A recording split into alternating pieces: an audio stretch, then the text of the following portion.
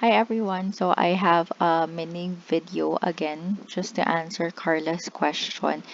And the question is how do you make a page the home page or what I mean is 'di ba you have I have several pages on my website. How do you make something or a page na yun yung lalabas every time people go to your website.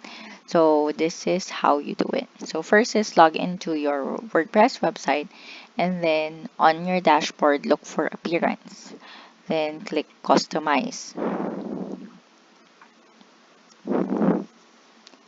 And then when this page shows up, select home page setting.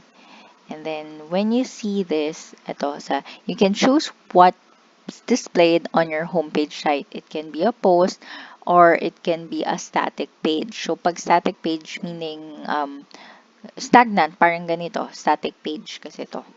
And what you do is para maging home yung specific or yun yung magiging pinaka main page nyo for the website. Under the option home page, select kung anong page. So, if it was the services page, yun yung I'll just click it. So, I think mag-a-adjust siya. No.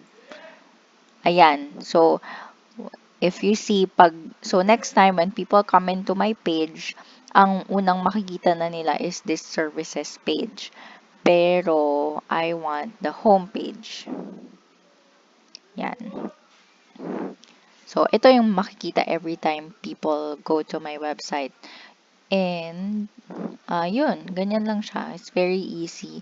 A tip is when you're making pages on your WordPress, just name it accordingly para hindi ka mahirapan to select which page you're gonna choose here. And then just select publish.